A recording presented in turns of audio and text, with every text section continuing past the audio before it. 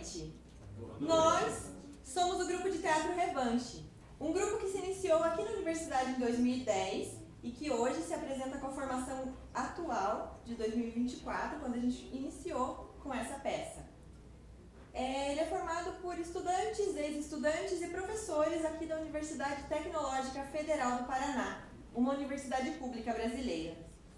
Como universidade pública, vemos o compartilhamento da arte como uma das nossas possibilidades, mas o investimento na transformação social, isso sim é a nossa vocação. Na peça que vamos apresentar, Recebe o Afeto que se Encerra, escrita pela nossa diretora Maurício de Souza, vocês vão conhecer a história da Rosa. Ela é uma senhora que sofre de demência. Ela recebe a herança do irmão, com quem não tinha contato havia mais de 50 anos, e isso traz à memória da idosa lembranças do período em que ela vivia na fazenda de seu pai, de onde fugiu quando a filha dela ainda era criança, porque não podia conviver com os assassinos. Nessas lembranças vocês vão perceber que tem sempre uma música que acompanha cada momento e representa o pavor indecifrável daquela mulher. Além dessas, outras canções também compõem a nossa proposta, que tem como base o teatro político-social de Bertolt Brecht. Antes da gente começar, eu vou apresentar os personagens para vocês. Nós temos primeiramente os nossos músicos, professores Alex e Verônica. Temos a avó Rosa, a Alexandra, que é filha da Rosa, a neta da Rosa, Carla, o Vlad, namorado da Carla, o Ernesto, que é o irmão gêmeo da avó Rosa, o Noah, que é filho do Ernesto, e a Rosa, que também é filha do Ernesto, a Olga, que é a mensageira, e o Carlos, que foi o grande amor da vida da avó Rosa e vítima de um genocídio.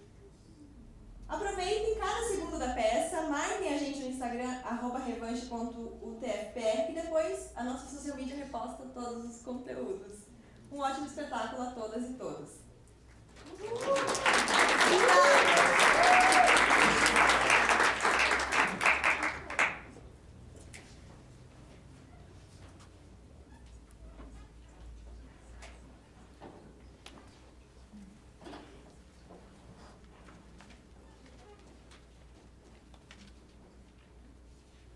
Quem me dirá onde está aquele moço fulano de tal, filho, marido, irmão, namorado, que não voltou mais?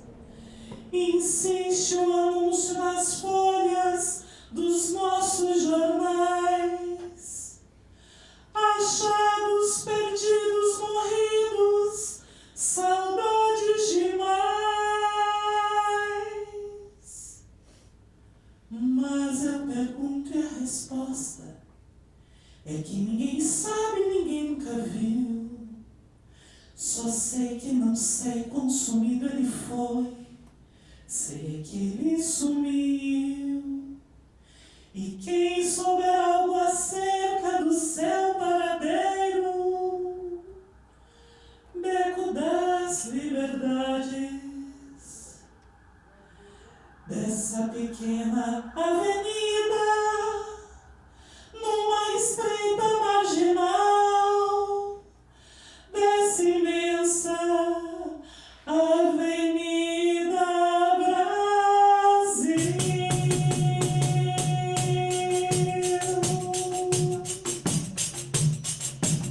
São cruzes sem nomes, sem corpos, sem datas, memória de um tempo onde lutar por seu direito é um defeito que mata. São cruzes sem nomes, sem corpos, sem data, memórias de um tempo onde lutar por seu direito é um defeito que mata, é um defeito que mata, é um defeito que mata.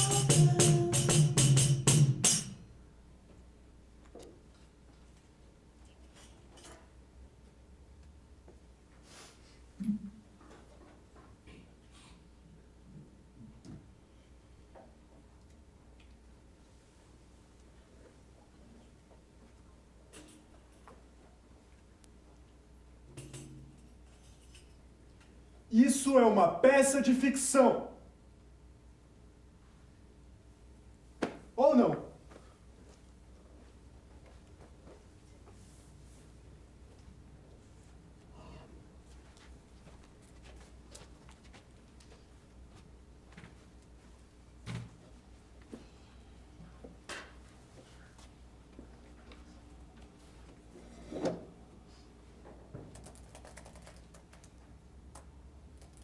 Recebe o afeto que se encerra em nosso peito juvenil. Cantando, vó. Que linda. Sabe que você invocou com essa música aquele hino? Ai, eu acho que é o hino da bandeira. Pois é. Eles obrigavam a gente a decorar os hinos. De todos, só guardei esse. E ele vai e volta, não sei porquê. Salve, símbolo Augusto. Augusto! A gente não tinha a mínima ideia do que estava cantando. Como reza em latim? Quando eu era criança, lá na fazenda, tinha um padre que ensinava a gente a rezar em latim. Muito engraçado. Ah, e esse padre ensinava você e seus irmãos? Isso! Os meninos rezavam, senão o padre batia forte. Ele era muito brabo, ele tinha uma palmatória e machucava os meninos. Eu sempre fui protegida, era pequena. E eles me protegiam até demais, talvez. É, normal, né? Você era a única menina? Mas quando eu fiquei rebelde, eles não entenderam e me trataram como se eu fosse uma coisa deles, sabe? Eles pensavam que estavam me protegendo, mas eu percebi que para eles, era como a casa, a plantação, ou aquela terra que eles não conheciam, nunca tinham nem ido. Mas era deles. Ninguém punha a mão. Menos o Ernesto. Eu era deles. Uma coisa deles. Ai, que coisa horrível. Por isso que a senhora nunca fala da sua família? Nem do tio Ernesto eu sabia até essa herança. A mãe contou que a senhora largou o vô Guilherme e vieram pro sul sozinhas. Guilherme nem era seu avô. Como assim, dona Rosa?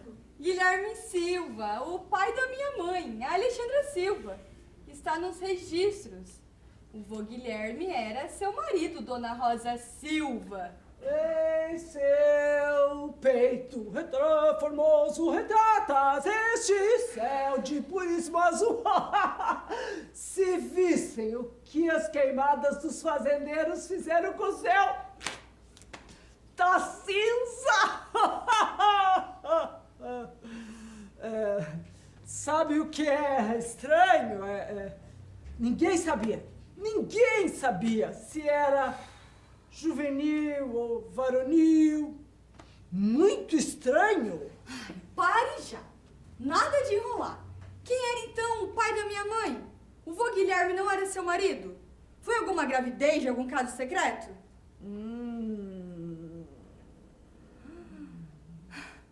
Parece uma história interessante. Não é? Eu fiquei só com Silva porque o meu nome de solteira era tradicional. mais fácil do meu pai me achar.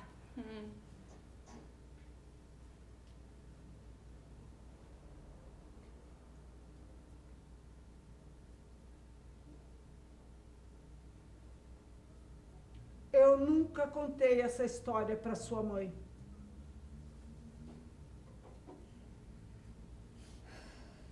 Guilherme era empregado da fazenda. Não era ruim, mas também era só uma coisa para o meu pai, para os meus irmãos. Ele ia fazer o quê? Pobre na fazenda faz parte da mobília do fazendeiro. Ele põe onde quer.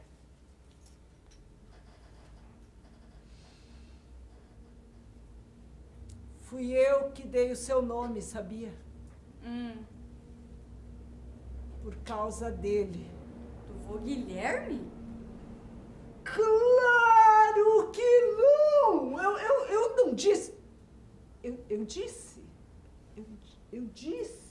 Eu não disse que o Guilherme não é seu avô? Por que fica chamando de vô? Ai, é que eu tô totalmente confusa.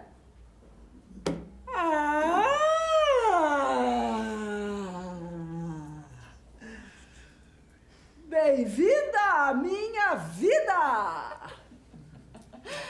Ai, vó, a senhora é a melhor, sabia? Toda vez que a senhora fala ele, eu acho que tá falando do vô. Isso, do seu avô. Do vô Guilherme. Que coisa, menina, eu já não disse. Eu disse. Eu já não disse que Guilherme não era seu avô? Por que continua insistindo? Parece que não aprende. Depois a demente sou eu. Ai, mas quem que é esse vô, então? Ernesto era teu irmão gêmeo, não era? E Ernesto é meu irmão. A melhor pessoa. Gêmeos não idênticos. Aliás, tão diferentes. Oi! Oi, vó. Como você tá? É o Vladimir, vó. O Vlad, meu namorado. Ele mora aqui. Desde quando? Desde uns tempos, vó. Mas fica tranquila porque você nunca lembra de mim e a gente se dá muito bem assim. Você não tem ideia, Vlad. Vó Rosa tá me contando umas boas. Estávamos na parte que ela dizia que o vô Guilherme não era pai da minha mãe. E a sua mãe? Não sabia. Ou pelo menos ela nunca me contou. Ela dizia que sempre que perguntava da família da avó, a avó ficava incomodada e não respondia. A minha mãe não sabia, né, vó? Eu já não disse? Parece.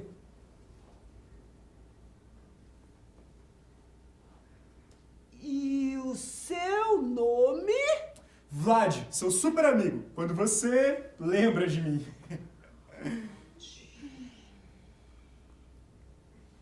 Recebe o afeto que se insere. Muito bem! Tudo fica melhor em música. Jack Sparrow. Não! A mãe do Flash.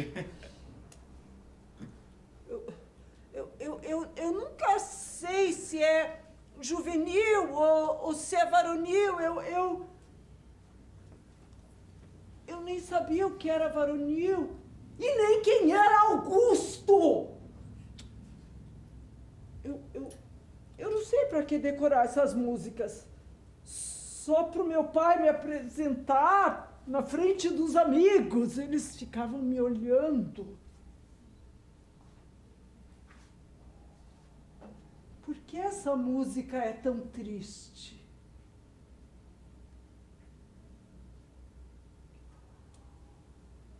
Símbolo da terra.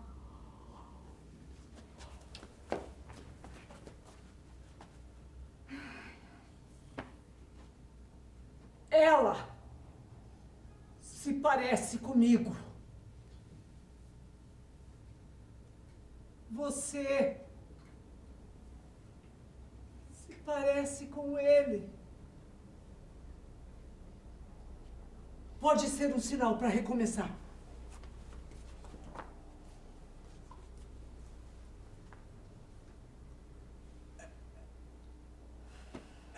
Ela tá bem hoje, né? Em comparação com os últimos dias, essa herança mexeu muito com ela. Ela disse que veio do Ernesto, o irmão gêmeo que ajudou ela a fugir da fazenda. Ela me contou sobre ele e eles nunca mais falaram. E quando ela falou, foi bem lindo. Eu e Ernesto éramos os melhores amigos. Nos amávamos mais do que tudo. Ele era covardinho. E eu sempre fui ousada. Protegia e defendia ele. Em compensação, ele era muito inteligente e me livrava das confusões em que eu me metia. Ai, meu irmão Ernesto. Ela tem irmão gêmeo, sabia que você pode ter gêmeos também? Tinha, Vlad. Ele morreu há 2 anos e deixou uma herança que eu fui ver ontem no cartório. Eu não entendo como em tempos de tecnologia levam 2 anos para encontrar uma mulher que mora na capital de um estado. Ah, mas Carla, foi 1 ano só. Eles falaram que precisavam contratar alguém pra procurar ela. E outra, achavam que ela tava em São Paulo capital, onde, aliás, tem um monte de Rosa e Silva. Mesmo assim, não justifica. Enfim, nessas confusões que ela arrumava, arrumou alguma que a levou a fugir da fazenda. Depois que eu descobri tudo, não podia mais ficar lá. Tudo o quê? Posso continuar contando? Ela não disse o que era tudo, ela contou dali pra frente só. Mas como fugir de uma fazenda que era do tamanho de um país? Uma menina de 5 anos, com o dinheiro que Ernesto arrumou para mim, que não era pouco, mas estava longe de ser muito. E com as confusões monetárias da época, eu sempre queria ir embora, mas essas confusões me atrapalhavam. Eu perguntei que confusões e fiquei impressionada com a lucidez dela. Em 1967, o Cruzeiro se tornou Cruzeiro Novo. E em 1970, voltou a ser Cruzeiro. Eles faziam isso para nos enganar por causa da inflação galopante. Eu tinha que trocar os meus dinheiros em cada mudança. A sorte é que o Guilherme era muito ingênuo. Mal sabia contar dinheiro. Então, cada vez que ocorriam as trocas, eu colocava minhas economias para circular. Mas sempre perdi um pouco. Sério? Impressionante, né? Eu pesquisei e houve exatamente essa mudança. Como ela, uma moça de fazenda, fazia para acompanhar, eu não sei. Eu perguntei e ela disse que era inteligente. Muito inteligente. Como meu irmão Ernesto. Mas eu era mais curiosa. Lia e estudava tudo. Não tinha muito mais o que se fazer em uma fazenda cheia de homens. Ernesto era da matemática, como a minha mãe. E a mãe dela? Eu perguntei. Ela ficou incomodada e não respondeu. Desde muito jovem, eu reunia os filhos dos empregados na fazenda. Eu ensinava português, matemática, estudos sociais, ciências. Foi ali que eu comecei a ser professora. Foi nessas aulas que eu encontrei o Carlos. Que Carlos? Eu perguntei, ela não respondeu. Eu sabia que não ia conseguir sozinha. Falei pro Ernesto que eu ia me matar e ele teria que criar sua mãe. Mas eu não queria que a minha filha fosse criada com os assassinos. Assassinos? Ela falou. Ernesto ficou desesperado. Mesmo sendo mais novo entre os homens, tinha 23 anos, já havia assumido as finanças da família porque os outros irmãos eram umas bestas quadradas. Ele disse que ia me ajudar. Me comprou um carro. A gente dirigia desde criança na fazenda. E um carro, perto de todo o dinheiro que Ernesto movimentava, ia se perder nos números que nunca fizeram sentido para os outros. Ele também me deu uma quantia em dinheiro para que eu pudesse viver alguns meses bem. Na verdade, daria para viver anos em qualquer família comum brasileira. Juntei com o meu e conseguimos viver bem. Eu e a Alexandra, durante o tempo que eu procurava trabalho. Eles tinham muito dinheiro mesmo, né? Com essa herança que ficou, dá pra perceber. Aliás, Carla, como é que ficou isso? Tudo certo. Eu fui ontem no cartório e a dona Olga vem aqui hoje para trazer algumas coisas que o tio Ernesto deixou para a avó. Eu fico pensando se algo assim, nesse momento, vai fazer bem ou mal pra ela, sabe? Definitivamente não dá para saber. Nesse momento, abriu uma janela da vida dela que ela havia fechado por mais de 50 anos. Enfim, vamos arrumar a comida porque pro almoço não tem doença. A velhinha é um reloginho.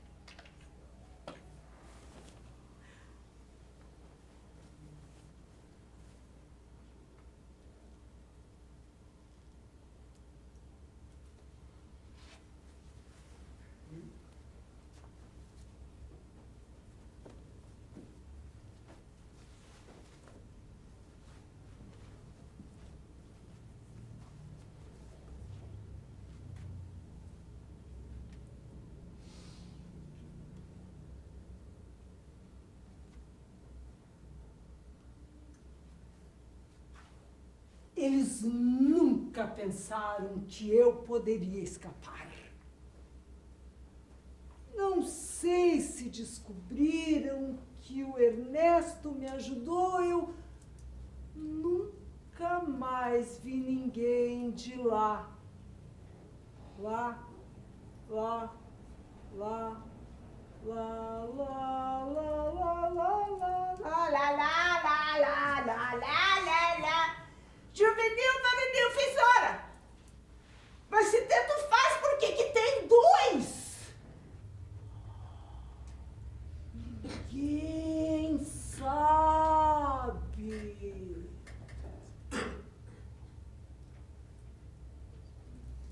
Mas deu certo pra mim. A cada 2 meses eu ia à cidade por conta de um curso que eu fazia. Não era faculdade nem nada, mas era um aperfeiçoamento do magistério que eu acabei fazendo mais tarde por conta da gravidez. Levava a Alexandra comigo, passávamos a noite em um hotel para fazer compras no dia seguinte. Ah, eram meus dias de liberdade. Ela fugiu com o carro da fazenda. Ernesto havia arrumado alguém para encontrá-la na estrada, trocar de carro e sumir com o da fazenda. Assim, ela chegou em Barra dos Bugres pela manhã e viajou até Campo Grande, que segundo ela não era a capital nem nada. Mas eu já tinha lido sobre essa cidade e meu pai nunca tinha nos levado lá. Era muito importante que ele não tivesse ideia do meu caminho. Eles dormiram em Campo Grande naquela noite. De Barra dos Bugres até lá, foram 15 horas de estrada. Ela havia planejado ir para Belo Horizonte ou para São Paulo. Ernesto achava melhor Belo Horizonte, porque São São Paulo Paulo havia crescido muito naqueles tempos. Na manhã seguinte, eles seguiram viagem e ela decidiu ir para São Paulo porque pensou.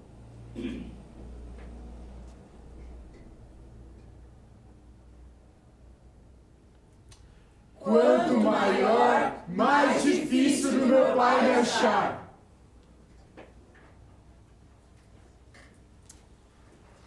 Resolvi ir para São Paulo porque pensei, quanto maior, mais difícil do meu pai achar.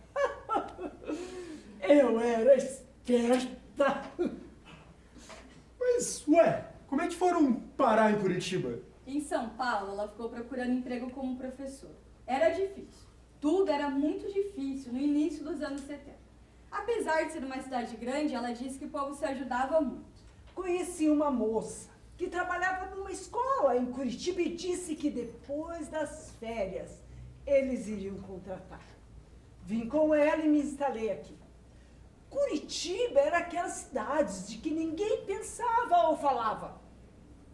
Imaginei que nem meu pai, nem meus irmãos jamais me procurariam aqui.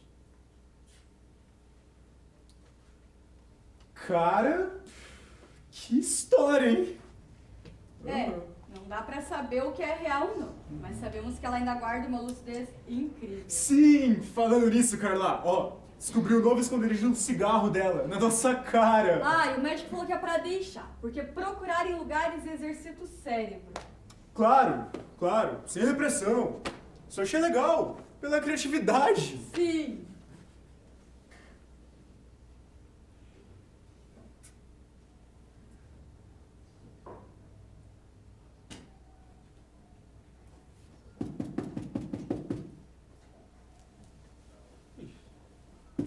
Já vai. Ô, dona Olga, tudo bem? Olá, tudo bem? Eu só vim trazer essa caixa mesmo. A viúva de seu Ernesto disse que era muito importante entregar essas coisas para Dona Rosa. Disse que ele deixou uns objetos para ela e, bom, quando o estado de saúde dele se tornou incontornável, ele escreveu uma carta e colocou aqui dentro. Carta? Tem uma carta do Ernesto para mim? Onde? Não, isso que ela nunca escuta atrás da porta, né? Olá, Dona Rosa. Isso mesmo. A senhora foi importante para o seu irmão gêmeo até o fim da vida dele. Ai, ele é importante para mim até hoje. Pode abrir a caixa. Sim, senhora. Aliás, me falaram que vindo aqui eu encontraria uma senhora doente, mas tudo que eu vejo é uma mulher firme e forte. Essa menina que fica inventando coisas. Ainda bem que o Carlos mandou esse menino para cuidar da Carla, para ela ficar mais alegre. Carlos? O vô dela. Só ignora. Ah, sim. Bom, aqui está.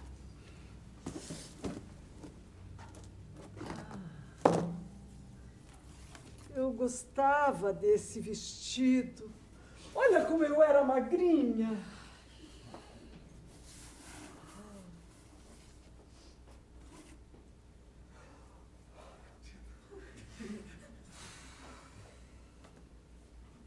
Meu caderno de poesia. Eu escrevia tanto naquela época. E por que você não levou quando fugiu da fazenda? Eu ia apenas com uma malinha pequena, com coisas minhas e da Alexandra, e um caderno do curso. Tinha muito medo que eles descobrissem o nosso plano. Então, saí sem nada mesmo. Coloquei na mala uma muda de roupas para cada uma e alguma coisa para comer, porque as estradas eram desertas. Deixei tudo.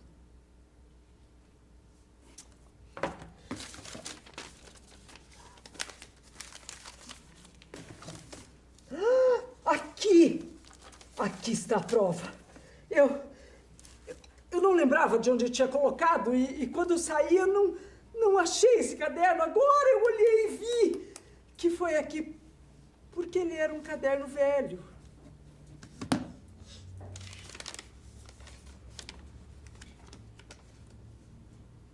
Aqui está a prova.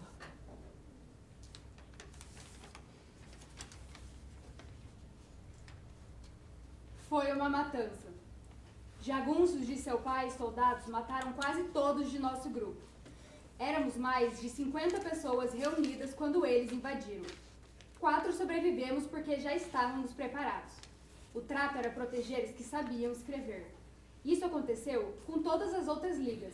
Então o plano era proteger alguém para contar a história, já que, em algumas, não sobrou ninguém.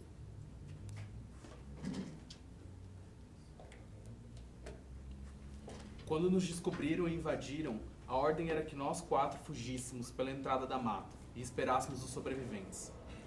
Já faz uma semana não veio ninguém.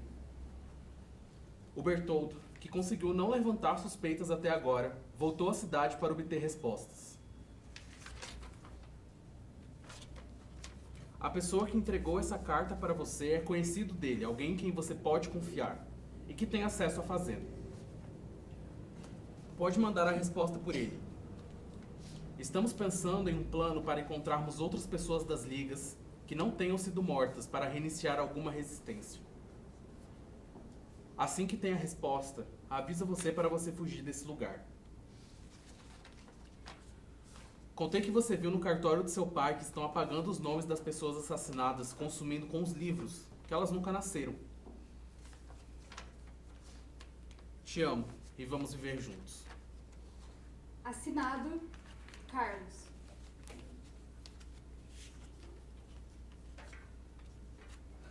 Descobri que mataram seu avô alguns meses depois. Fui ao cartório. Procurei em todos os livros. Não encontrei lá a certidão de nascimento dele. Ele nunca soube que eu estava grávida.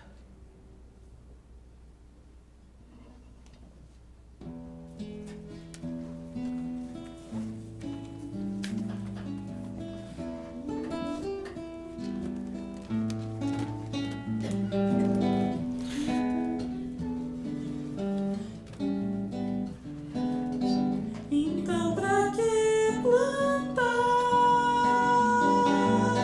se tudo é do coronel? Então pra que plantar se tudo é do coronel? Ele tem um carro lindo, eu tenho um carro de boi, mas só eu fui pra lavoura e pra lavoura ele não foi. Mas só eu fui pra lavoura e pra lavoura ele não foi. Então pra que plantar se tudo é do coronel? Então pra que plantar se tudo é do coronel?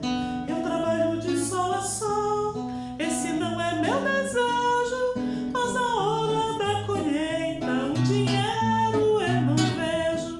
Mas na hora da colheita o dinheiro eu não vejo. Então pra que plantar se tudo é do coronel? Então pra que plantar se tudo é do coronel? Então pra que plantar se tudo é do coronel?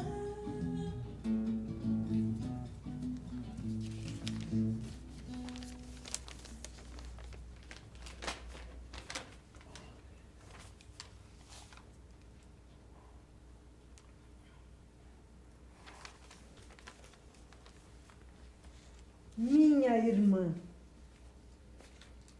tenho pouco tempo de vida.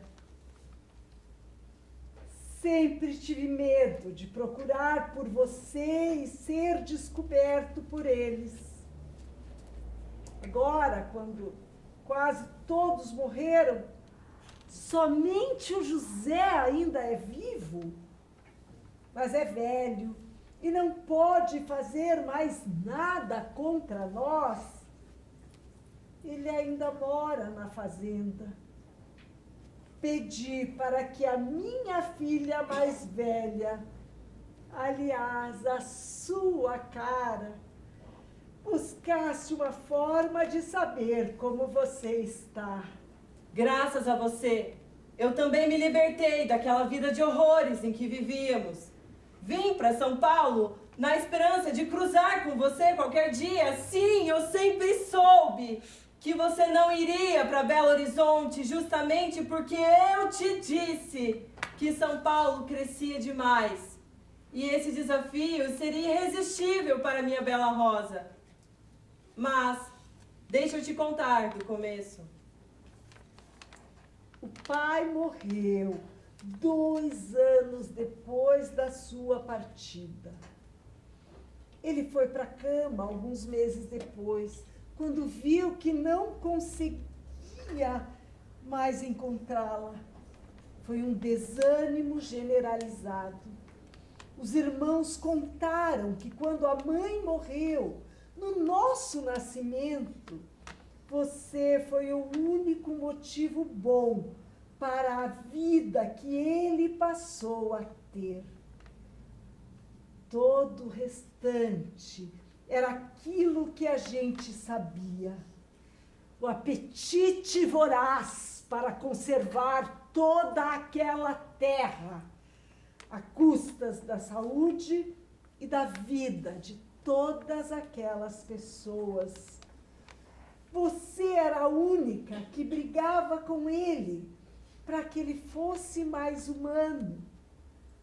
Mas, ao mesmo tempo, era a única que dava a ele o carinho de humanidade que ele precisava para viver. Enfim, desistiu. Pai incluiu Guilherme no testamento. Foi dividido em 5 e eu contratei um administrador para lidar com toda essa situação. Vim para São Paulo em 1973. Estudei direito e dediquei a minha vida e o meu dinheiro para a proteção daqueles do que o Estado abandonava em uma ditadura cuja violência conhecemos bem no campo e persistia nos centros urbanos. Eu sei, nada vai apagar aquilo que foi feito, mas escolher usar tudo que eu tinha para proteger uma parcela de nosso povo foi a escolha mais acertada da minha vida. Eu casei com Marília em 1980. Logo que iniciei, ainda como estágio, meu atendimento gratuito a quem não tinha acesso ao direito. Ela veio até mim com uma mulher desesperada, 19 anos, que apanhava do marido e que não queria viver aquela vida. Mas ela não sabia o que fazer. Eu a acolhi no espaço que criamos para pessoas que não tinham para onde ir. E conseguimos libertá-la daquele casamento arranjado e cruel. Nós tivemos um casal de filhos, a Rosa e o Noam. Veja só como você marcou a minha vida. Minha neta é Carla. Mas se fosse menino, ia se chamar Ernesto. É sério? E a sua menina? Alexandra. Em homenagem a Kollontai. Você perguntou para sua mulher historiadora quem era Alexandra Kollontai? Ai, Ernesto! Uma menina ótima, inteligente, dinâmica, um pouco conservadora para o meu gosto. Sério, mãe? Ah, filha, você sempre me chamava atenção. Mãe, por que você não é igual às outras mães? E me recriminava pelas minhas escolhas. Você me deu o nome de uma revolucionária russa em uma ditadura. Ninguém sabia. Você contava pra todo mundo. As pessoas me perguntavam se minha mãe era comunista num tempo no qual ninguém poderia ser comunista. Lembra de que o colégio pediu pra eu me retirar após você contar essa história pra mãe de um menino?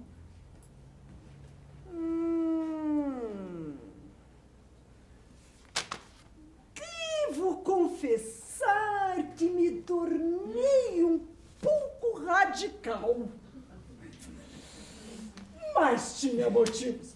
Você não imagina a cara daquela mãe que se achava muito moderna quando eu disse que o nome da minha filha vinha da Kollontai. E precisei explicar, porque a ignorante nem sabia. Ninguém sabe, mãe.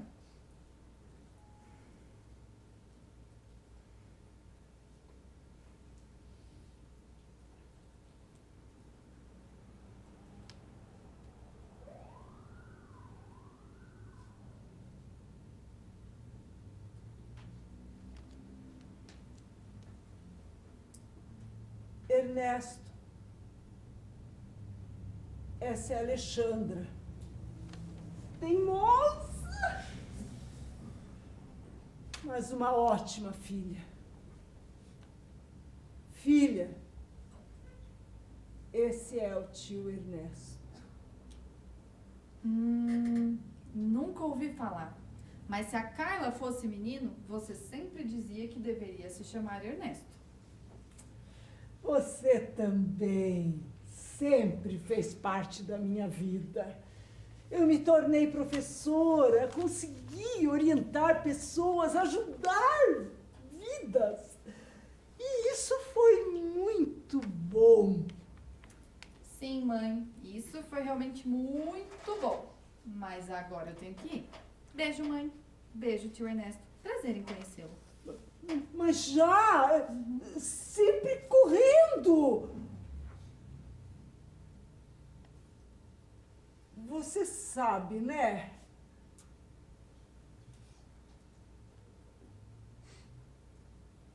Você sabe. Filha, você sabe que a mãe ama você.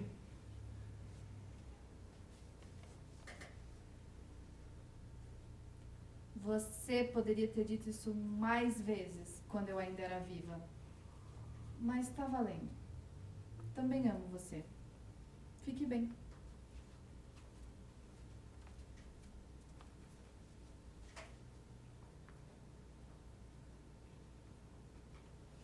Alexandra morreu em um acidente de carro. E eu descobri que existem dores piores que aquelas que pensamos ser as piores.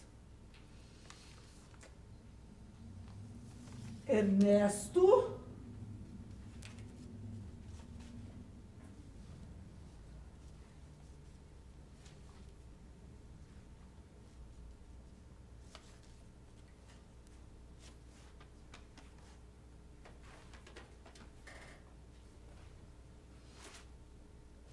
Aprendi a não ser tão exigente com a vida.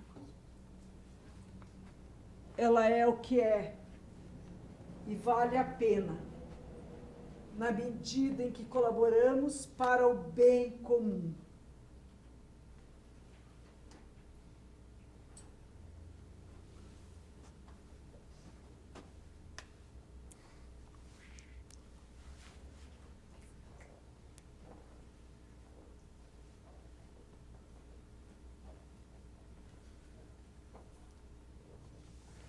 Super Rosa! Eu sei que você não vai lembrar de mim, mas eu sou o Vlad, o namorado da sua neta, Carla. Você nunca lembra de mim, mas a gente se dá muito bem assim. Maluco! Maluco! Maluco! Maluco! Vê só, se eu vou esquecer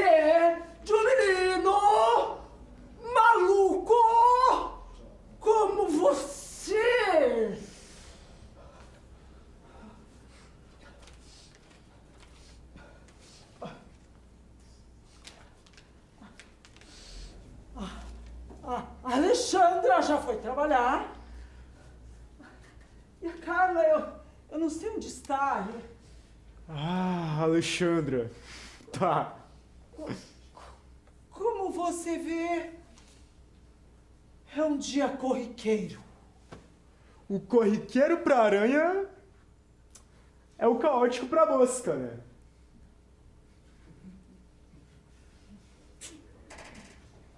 Mortícia Adams? Não? Uma piada. Bem ruim, eu sei. Verdade.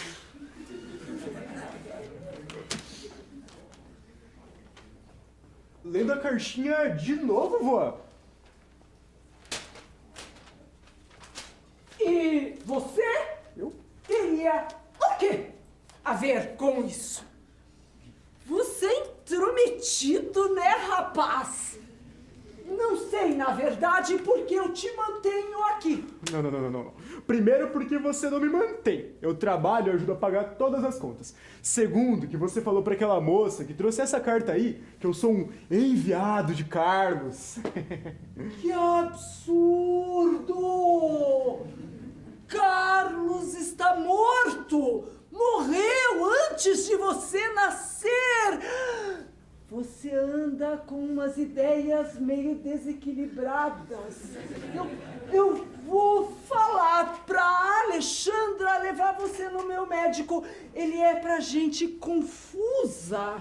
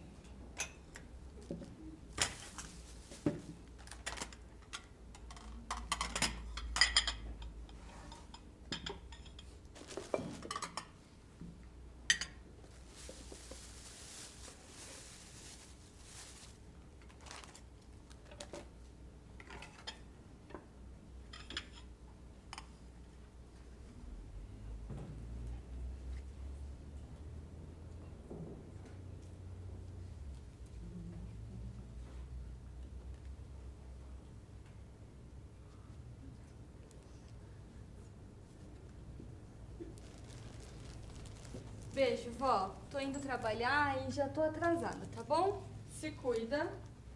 Eu fiquei pensando que com essa herança você vai poder chegar mais tarde no trabalho. Já que mostrou ser realmente incapaz de chegar no horário. Ai, vó, qualquer coisa, a vizinha pode ajudar. Tô indo. Qualquer coisa depois disso é a morte, minha filha. E eu não preciso de vizinha para isso. O afeto varonil ou juvenil.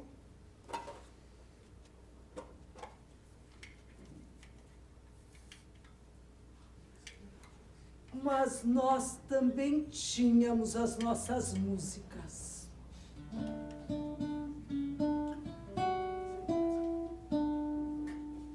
E a gente entendia muito bem. Grândola Vila Morena, terra da fraternidade. O povo é quem mais ordena dentro de a cidade.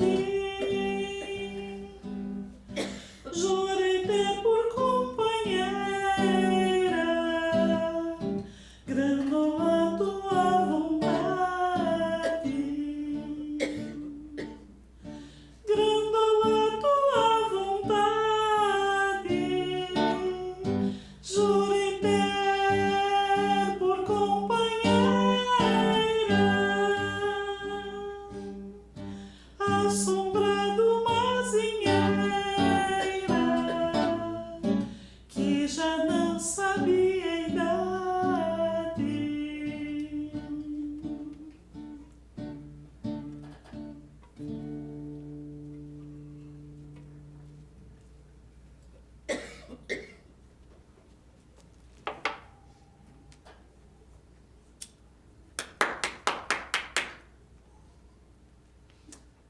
Se for a vizinha, pode ir embora. Estou bem.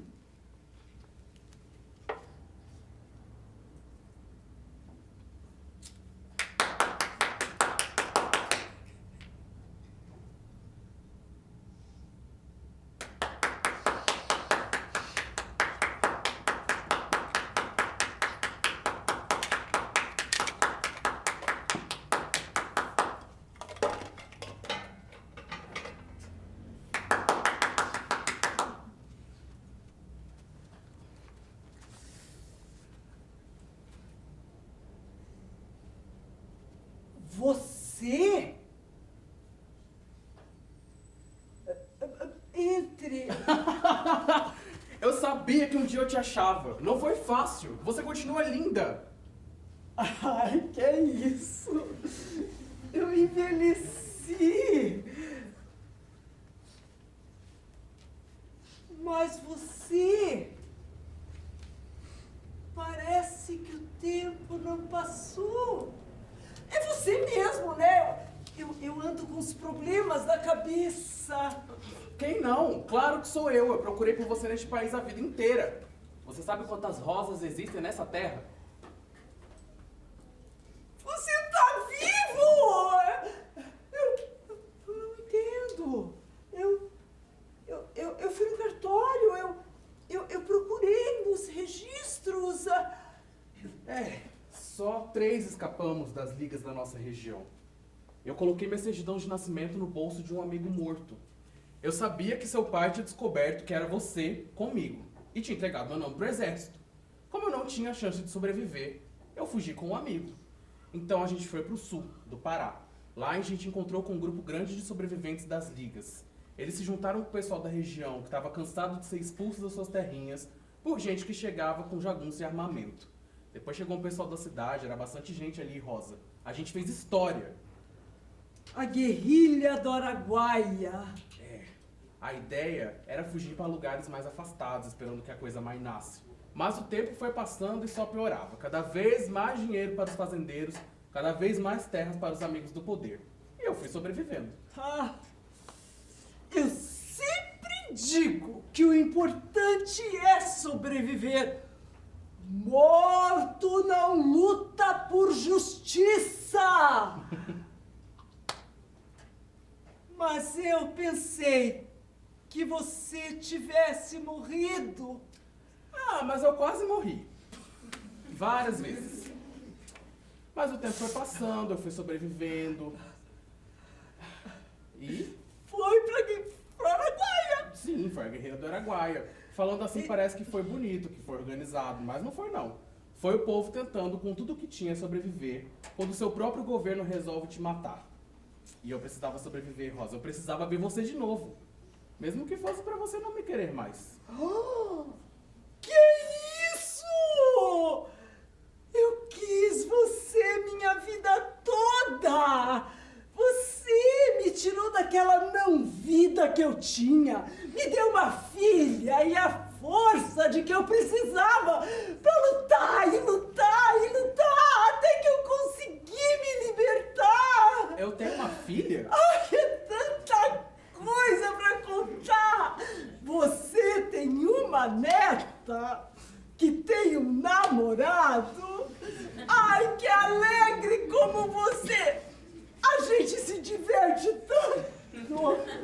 Ai, se dá, como ele fala, super bem.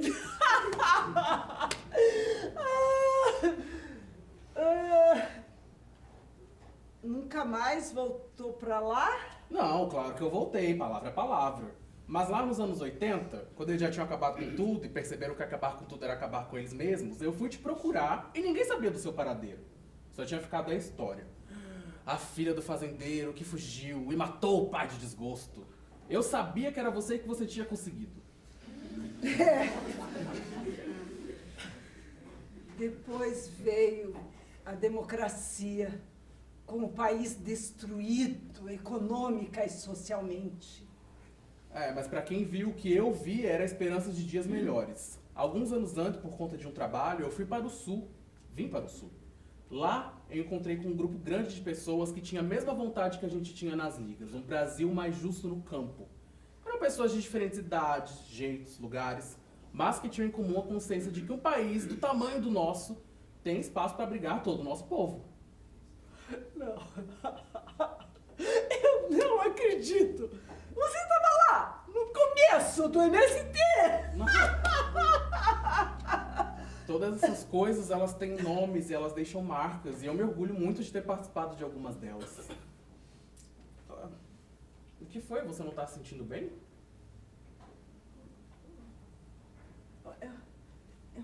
É uma tontura. Eu sempre dou uma deitadinha depois do café. Você me acompanhou a minha vida inteira. Suas ideias, o seu amor,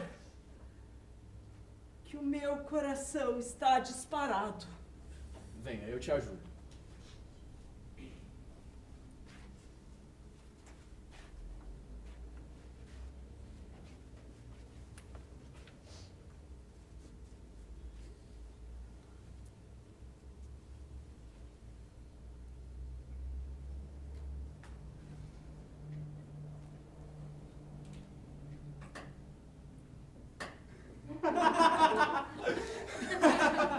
Vocês não imaginam como eu tô feliz em ter vocês aqui.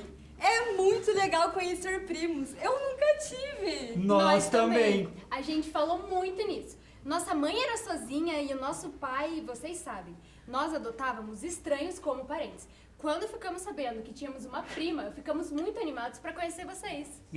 E que você não fosse uma chata, né? Porque ter uma prima só e ela ser chata é de morrer. Não. E foi melhor do que vocês imaginavam, né? Porque além de ter uma prima legal, ela ainda tem um namorado magnífico. Sim. Ai, por favor, né? E vocês ainda nem viram ele falar de filme popular como se fosse cultura erudita. Estar perdido é a condição sine qua non para se encontrar. Jack Sparrow. Puxa, eles sabem! A gente adora esse filme. Melhores primos ever. Ai, mas... E a tia? Eu soube que ela tá meio ruinzinha. Nós viemos aqui pra dar um apoio também. Há 2 meses eu saí pra trabalhar e tava tudo bem. Mas quando eu voltei, ela não levantou mais da cama. Ela não conversa mais com a gente agora, sabe? Só como fada. Vlad, para com isso. É sério. Mas eu tô mais feliz que nunca agora. Sempre foi ranzinza com a gente. Com você. Não. Agora ela finalmente tá feliz. Ela fala como fada porque ela acha que é o meu avô, o que foi assassinado nas ligas camponesas em 64 ou 65. A gente não sabe ao certo. Foi final de 64. Nosso pai contou essa história sobre os genocídios que ocorreram como queima de arquivo nos cartórios. A gente tem que conversar sobre isso então. Vocês sabem melhor do que nós. Nós ficamos sabendo só agora, depois que a doença evoluiu muito. Nos últimos dias, o médico diagnosticou uma infecção generalizada. Ela não quis ir para o hospital. Estamos cuidando dela em casa mesmo, mas é questão de dias.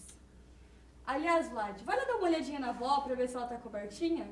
Como vocês podem ver, primos, essa bisneta de Corona Fazendeiro ainda mantém o escravo, né? Sim, senhora, eu tô indo ver a avó, mas ó, não comam tudo, tá? Eu já volto. Ele é sempre assim. A avó implica com ele, mas no fundo ela ama. Ela diz que ele lembra o meu avô que foi assassinado.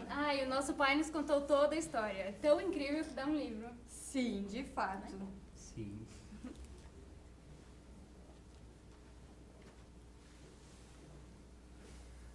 O que foi, Vlad? Fala logo! Gustavo, para de palhaçada. Eu fui ver a avó. Ela tava cobertinha, abraçada com a almofada, meio sorrindo. Mas quando encostei nela, já estava gelada, sem vida. Eu acho que a avó se foi.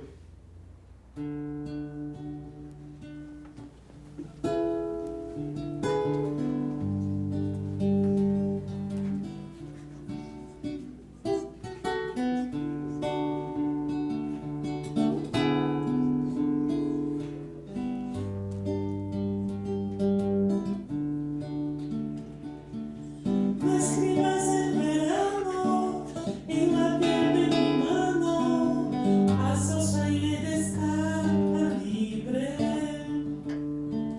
Nunca seré primero, soy un viento extranjero que también pasa y sueña libre.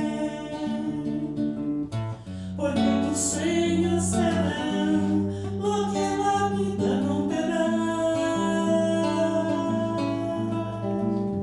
Porque tus sueños te darán lo que la vida no te da.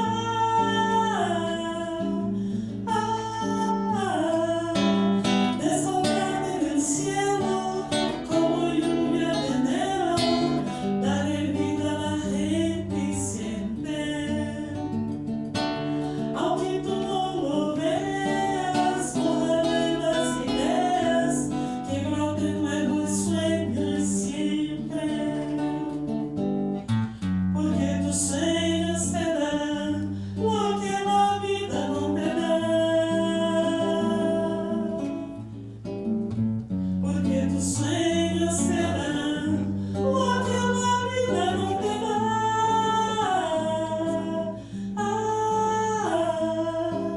No encierres tu futuro en el gris de los muros, píntate de paloma y vuela. Apunta tus heridas hacia una nueva vida, ábrete el pecho, sonríe y sueña. Porque tus sueños te darán lo que la vida no te da. Porque tus sueños te darán lo que la vida no te da.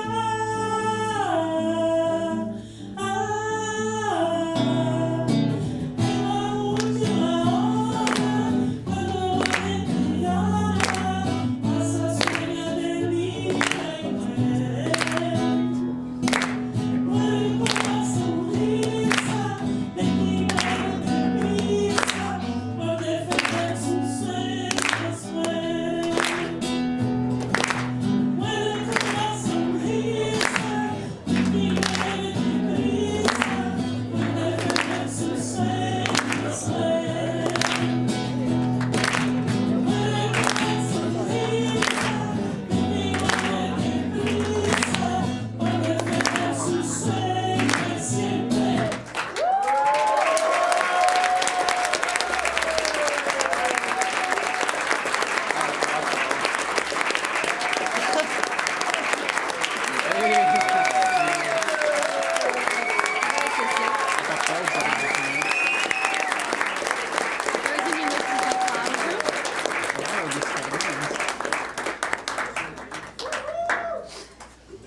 Boa noite. Boa noite. Gente, primeiro, muito obrigada pela presença, pelo público, pessoal. Ai, que público bom. A gente fez públicos muito bons. Eu gostaria de agradecer, que é isso que a gente faz aqui, tem um monte de coisa. Não, bem pouquinho. Nós agradecemos primeiro a cada um de vocês que está aqui, porque, assim, né? Era umas 7h10, meio vazio, começou a dar uma angústia. E a barriga fazia isso aqui. De repente começou a chegar, a gente acabou tudo. E a gente fez isso que a gente queria fazer mesmo. Muito obrigada, que a gente fez, que vocês estão aqui.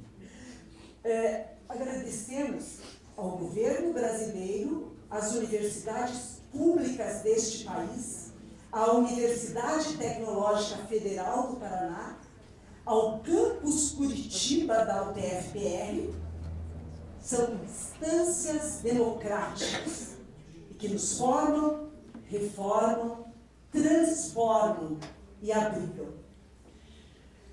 Agradecemos ao Departamento Acadêmico de Linguagem e Comunicação, nosso DALIC, que propõe este projeto de extensão universitária. Toda a força, todos os professores, estudantes e também o apoio de cada dia, torcida e o estar aqui. Muito obrigada. Agradecemos ao apoio do Departamento Acadêmico de Filosofia e Ciências Sociais, o nosso DAFSH.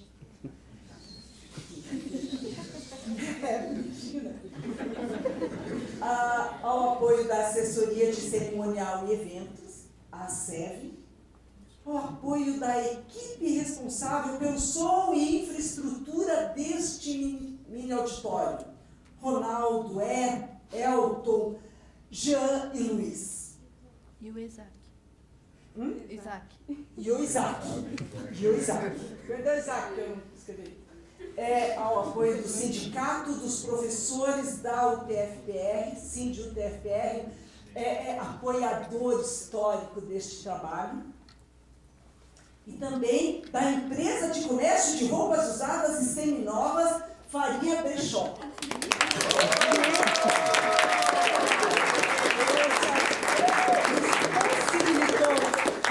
Esse nosso figurino.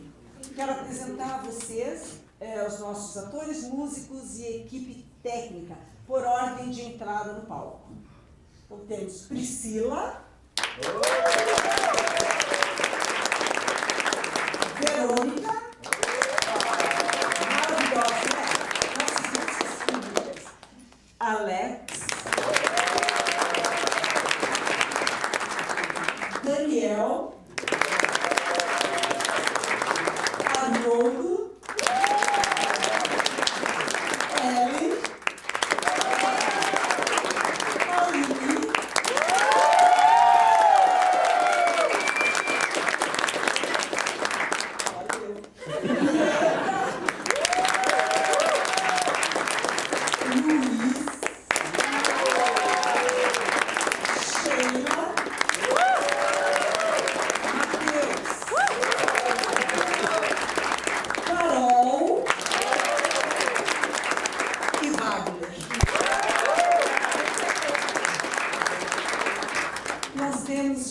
mais uma apresentação amanhã, no mesmo horário, 7h30. E vocês viram que a gente é bem pontual, né? A gente nerd da UTFPR. E sexta-feira. Então, gostaríamos de convidá-los para estarem conosco e para vocês chamarem pessoas que gostariam de assistir essa peça. Pô, a pessoa trabalha à noite e não consegue, né? Dia 10 de maio. Tatuou no braço, escreve em qualquer lugar. Estaremos no Bex Bar. É um sábado à noite. Então, quem trabalha e não pode vir amanhã ou depois, anote, vá no Bex Bar com a gente no dia 10 de maio. Depois a gente já tem. O pessoal convida, a gente vai, sabe? A gente é bem assim. Isso aqui é um projeto de extensão universitária. É isso que a universidade pública faz e faz com maestria. Muito obrigada e até amanhã.